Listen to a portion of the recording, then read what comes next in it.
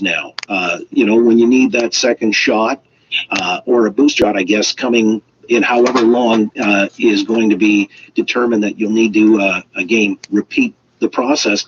She says, well, Nan says, we've been in direct contact with suppliers and we'll be contracting for boosters going forward. This, again, doesn't exactly shoot you with confidence that they have this file. This issue is mind-boggling to me. I used to be responsible for a medical device quality system and clinical trial approvals.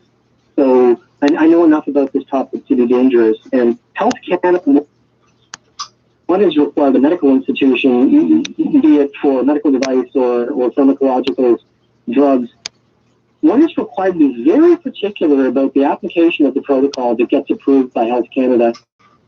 I'm a little bit flabbergasted at the ease with which the government seems to just be shrugging its shoulders about following the protocol that it actually approved. I mean, AstraZeneca doesn't even have approval yet, and we've got the government just shrugging its shoulders and saying, "Oh well, we can take six doses out of a vial, or we can only apply one dose instead of two, or we can change the time at which we administer a second dose."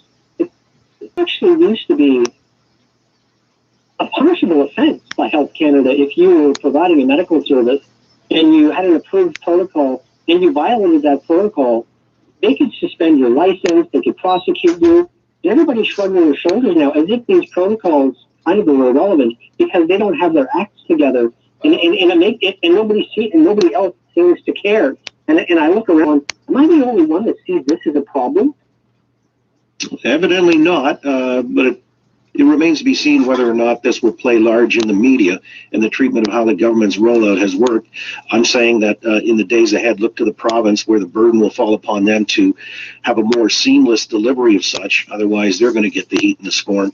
On another matter, before our time is out, we've got our Prime Minister in a virtual meeting earlier today, just finished with Joe Biden stateside. And I guess it seemed kind of chummy on the surface, but are there things that the Americans have by way of let's say, a mutual interest that they might actually show by way of policy decisions? Certainly wasn't the same way with a Keystone XL, unless you believe the Prime Minister was happy that that's stillborn. But on other matters, what does Canada do by way of wielding any clout or currying favor with the Americans? I mean, is there anything there, Alyssa, as far as you can see, or is this just the Americans? They're going to buy American, force that down our throats, and we'll have to live with it.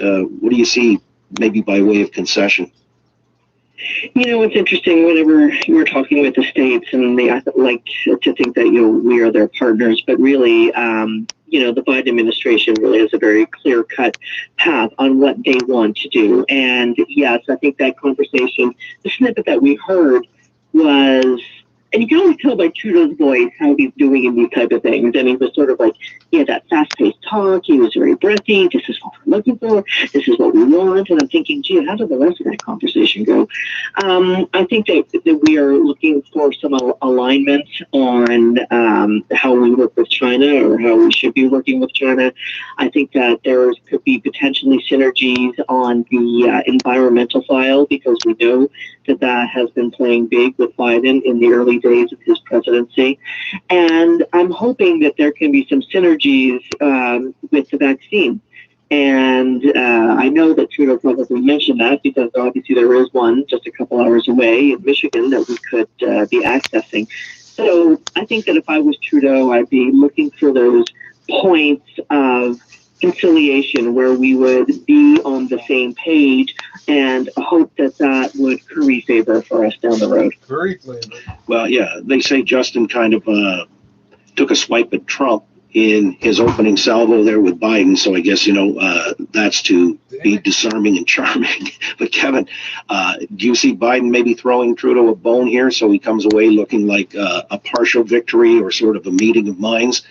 Or do you think for the most part the Americans, they've got it fixed in their minds what's best for them, and Canada may not factor in the equation? Well, I guess that depends on what constitutes throwing him a bone. My fear is that he'll think he's throwing him a bone by appearing to be on the same page on this climate changey hoo-ha that they yak about. But I actually think that throws a lot of our industry under the bus, although Trudeau doesn't care about that. So But other issues, so far Biden's actually acting no different than Trump did. Although when everybody looked at Trump, they were apoplectic. But how dare he not be good to his good neighbors and good trading partners? Biden's already started out his administration no differently. It's America first and only America first. And in the meantime, our natural resources, we're a producer of goods that we ship to the United States, agriculture being the largest. So, and Trudeau doesn't care about natural resources, both philosophically and because it's in the West. So, what kind of a bone he's going to throw? I think they're just going to talk about this climate change crap that they all worship about. That's the nation, but it makes Trudeau and his ilk feel good. Do you think it's naive to think that we're actually, I don't know, I don't want to say seducing the Americans, or that there's going to be this wonderful bilateral relationship, that Trump is no longer there, the great impediment, and it's all going to be sweetness and light going forward, Alyssa? No, I don't think so. And I think that Kevin laid that out quite clearly. When Biden canceled Keystone, that was sort of the first swipe. And I think the days of that buddy-buddy relationship, I think that for those of us who are of age, recall when Brian Mulroney and Ronald Reagan were singing Irish Eyes Are Smiling on the same stage. I don't think that's going to be happening anytime soon. Okay. All right. But the approach to Buy American is going to be problematic. Just like we're seeing some Canadian politicians talking about, made in Canada, the made in the USA approach is going to create important cross-border challenges for the sale of goods and services. Well, yeah, it'll be instructive to see if Justin Trudeau comes away with anything that might even hint at getting our way on an important file. We'll wait and see in the aftermath of today's meeting and how it's spun, because it will be spun, believe me. I'm going to leave on that note. We're done for the day. Another great one for Talk Radio. Always greater when we've got Kevin Goodett, president of Breakpoint Strategy, formerly headed the Canadian Taxpayers Federation, Alyssa Freeman, PR and pop culture expert. We're done. Another one is in the books. Thank you to Robbie Trevisan on the board, Michael Downey at home. First and foremost to you. Again, stay safe, stay healthy, stay away so we can do it again tomorrow week.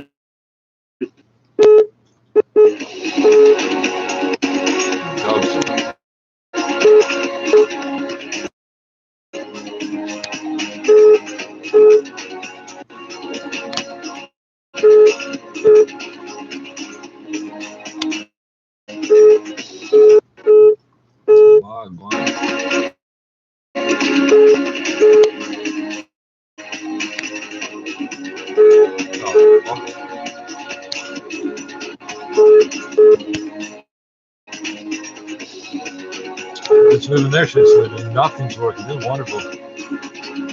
Oh, wow, we pissed somebody off. Okay, fine. That's good. That's good. Oh, wow. One thing after another. Trying to get to a place where if there is a third wave, it's not nearly as desperately bad as it could. You would think healthcare professionals calling for terrorist